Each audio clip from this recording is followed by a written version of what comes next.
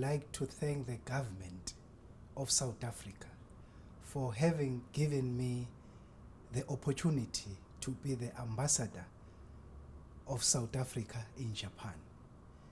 I must also convey my gratitude to the government of Japan for a warm welcome and a warm reception that I received upon my landing in Japan. It is also important for me to be grateful that I am representing the people of South Africa in Japan. I must say, Yandisa, it is a humbling experience to represent my country in the land of the rising sun. It is a great honor and privilege to represent my country in Japan. It also requires selflessness. It also requires dedication. It also requires loyalty to ensure that I realize the aspirations of the people of our country. That is the main key priority. It is also important that I indicate that in realizing the aspirations of our people in Japan, I must always reflect from the NDP, which is the roadmap and the destination to realize the aspirations for our people. Now, I always say it is also critical for me to draw wisdom from the great leaders who once laid a path in Japan for South Africans. Why am I making this reference? It is an important reference point because we had the great leader of the African National Congress, Oliver Reginald Tambo, who visited Japan during the difficult times of our struggle against the racist, fascist apartheid government. The main purpose for him to come to Japan then was to request international community to support the struggle for justice and abolishment of the evil apartheid government. I must also indicate that his visit culminated to Japan, ensuring the first office of the African National Congress, which was opened in 1988, led by our chief representative then in 1988, who is now our ambassador in the United Nations, Jerry Machila, whom I must acknowledge and recognize the important role he played when he was in Japan. Now, I must also reflect back to 1957, when the African National Congress requested our delegation, which went to attend a conference in Egypt, Cairo, where the representatives of the African National Congress then met with activists from Japan, JALA. JALA is the organization that worked tirelessly with the African National Congress as well as the liberation movements in the continent in a fight against colonialism, in a fight against oppression. So I'm mentioning JALA because it was in 1963 where the leadership of the ANC once again instructed a team which was led by Mzwandile Philiso, the late Mzwandile Philiso, to come and strengthen ties once more with Jala in efforts to ensure that we win the fight against apartheid. Now, it is also critically important that I reflect to the visit of Nelson Mandela in Japan in 1990, when he came to convey gratitudes on behalf of the South African people to the people of Japan who supported the struggle against the evil system. Now, I am making these reference points so that it is clear to me that I am not just Thulani Dlomo, the ambassador representing South Africa in Japan, but I must be mindful that there are great giants who traversed the path where I am currently in Japan, which then requires me to be an ambassador who must lead by being honorable, ambassador who must lead by being loyal and dedicated, but also being principled to the cause of ensuring that our people get to the destination which our NDP articulates. It is also important that I indicate that my role in Japan is to ensure that our foreign interest is an instrument to eradicate poverty, reduce inequality in our country, and also create jobs for all South Africans, whilst contributing to the betterment of the lives of our people. It is also important that I indicate that as we better the lives of our people, we also strengthen our region. We also ensure that the continent and the globe is a better place. Hence we say better South Africa contributes to a better world and a safer Africa in a better world. So the strategic posture for DERCO is to succeed and ensure success that we reach NDP 2030 objectives with all our policies set to ensure that we reduce poverty, vulnerability,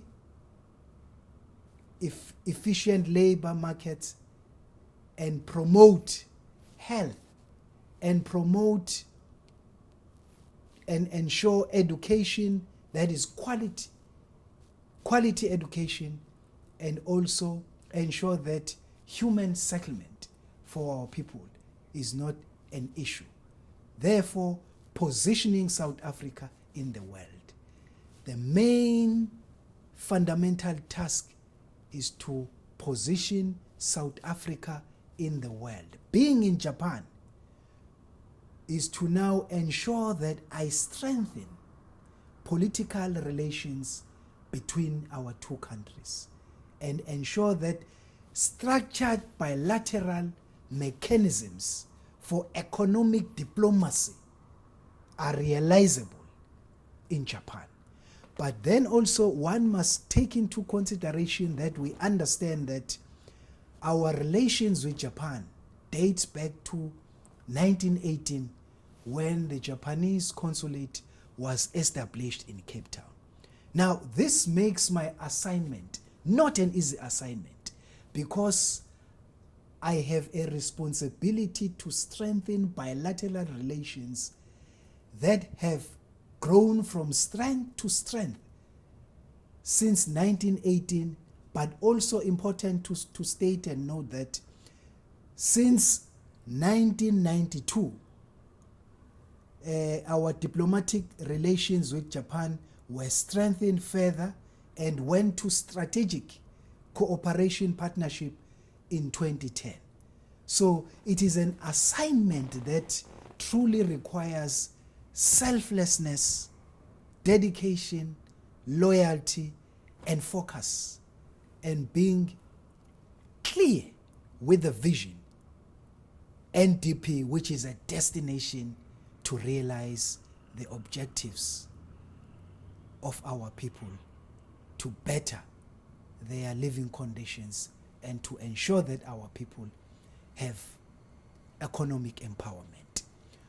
What also becomes important as I fulfill my obligation and my duties in Japan is to understand the responsibility that has been entrusted in me. As a patriot, it is not a challenge because I've been groomed, grounded by the principles of being a selfless cadre by the leaders of our great, glorious ANC. Now, I'm mentioning this to also convey a message that Ambassador Dlomo has a background. He has been enriched, mentored, trained by the African National Congress. It has taken many years, but I am that product. So I am also equally grateful to the opportunity that the African National Congress afforded me for the past 32 to 33 years of my service to ensure that I am a servant for the people of South Africa. Now, I have a role in a very strategic country, as you indicated, Japan. A country that rose from the ashes of the Second World War. There was nothing left in Japan. You will recall, Yandisa, that the disaster of the Hiroshima and Nagasaki bombings in 1945 left Japan in ashes. Japan endured a number of natural disasters, number of tsunamis and earthquakes, but they rose united as a nation to build Japan from the ashes of the Second World War to be number 3 in terms of economic ratings. Now, you will also know, Yandisa, that Japan was previously rated 2nd in terms of economic ratings. But due to China's economic prosperity and growth, China is now rated number 2 in the world. Now, that requires Ambassador Dlomo to have a teachable spirit, to learn from the government of Japan, to learn from the institutions of Japan, and also to learn from the community of Japan. The secret, as well as the strategy that empowered Japan from such countless difficult experiences and challenges to be where they are. Now I must learn and emulate so that I reflect back to the people of South Africa a positive image, a positive signal, as well as inputs which must be tangible and measurable to better the lives of our people. Now, this is a commitment that will not only require Ambassador Dlomo to lead. It requires Ambassador Dlomo, and it requires all institutions of our government. It also requires private sector to join hands with our government. Equally, our communities to also join hands with our government, with private sector, to ensure that we take our people to this destination, which our NDP 2030 vision articulates. So together as a nation, learning from the experiences from the Japanese government, Japanese people and institutions, that when you join hands, when you work together in a spirit of harmony, one important element that also enriched Japan to be where they are, a country that values their culture. Hence we talk of Ubuntu in our foreign policy. Our foreign policy is based on our and shaped by the values of Ubuntu, which Japanese culture also embraces. Peacefulness, harmony, and valuing one another, irregardless of our different views, irregardless of our different political ideologies, but united as the people of South Africa. So that is what Ambassador Dlomo is assigned to achieve in Japan. Strengthen bilateral relations, politically, economically, and social relations, as well as learn as much as possible so that our structured bilateral mechanism ensures our economic growth and ensures that the image for our country is an image that is worth to benefit our country and also benefit the people of Japan. So in a nutshell, it is important once more that I indicate that it is an honor and privilege to be assigned to be the ambassador of South Africa in Japan, a country that is third largest in terms of economic ratings in the world. And I'm fulfilling this task representing His Excellency President Cyril Ramaphosa and the people of South Africa in diversity. We are united as Rainbow Nation. So I am representing our Rainbow Nation in putting South Africa in the map. That is my assignment. We have a number of strategic cooperative partnership with Japan. It is also important that I indicate to you that we have also a number of important strategic MOUs that we have signed with the government of Japan. And it is also important for me that I indicate that there is a big role that has been played by the International Cooperative Agency, which is JICA. It is also important that I indicate that our bilateral relations, as well as you ask the question, they also point to this important TICAD ministerial meeting that we have taking place currently in Japan, which is a preparatory ministerial TICAD meeting for the TICAD 7, which will be in the city of Yokohama next year. We now have more than 140 Japanese companies currently present in South Africa.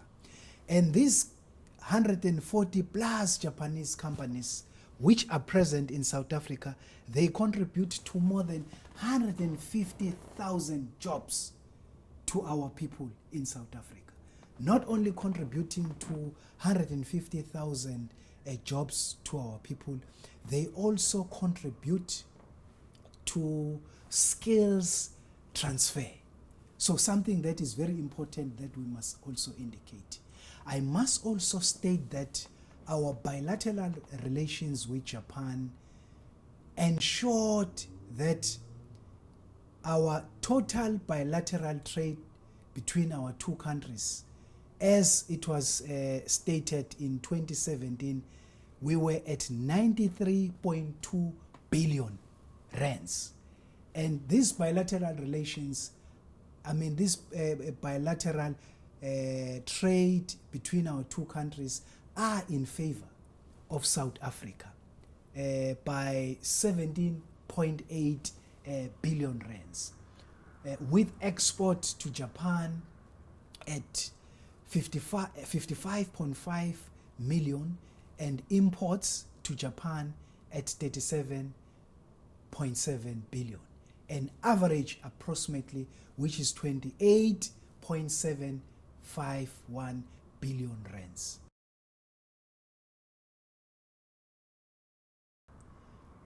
ABE means the African Business Education.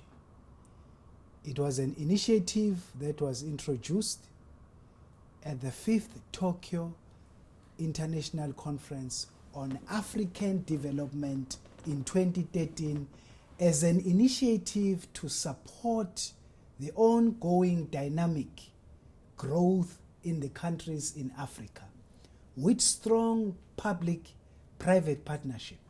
It is a scholarship program which offers opportunities for the young eligible African men and women to study master's courses in Japan universities and to experience internship with Japanese enterprises in order to develop effective skills and knowledge in various fields of contributions to the skills for contributing for the development of industries in South Africa and in Africa.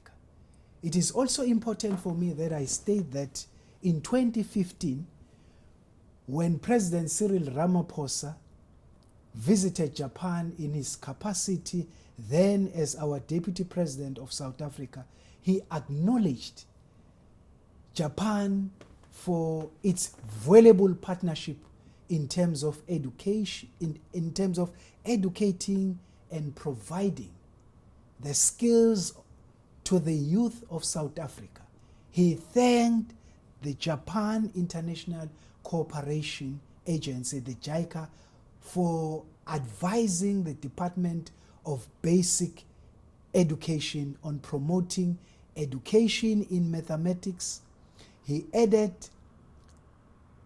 as South Africa is part of ABE for the youth under TICAT 6. Japan planned to train 100 young South Africans. That was the commitment of Japan by the end of 2016 for master's degrees at Japan universities. In conjunction with internship at Japanese businesses, this indeed was achieved, and we are grateful that we have managed to achieve that commitment through ABE initiative. And I am also grateful that as we will be having the ministerial TICAT ministerial meeting, we as ADC in Tokyo, Japan, indicated that it must be advocated that ABE initiative must continue. The term for ABE initiative was initially to end in 2018, meaning that the last batch was to be for this year. But however, we have advised as Africa Diplomatic Corps in Japan that it is advisable for the African Union Commission to advise and request the government of Japan to extend this important ABE initiative at the next TICAT 7 scheduled for 2019 in Yokohama in Japan.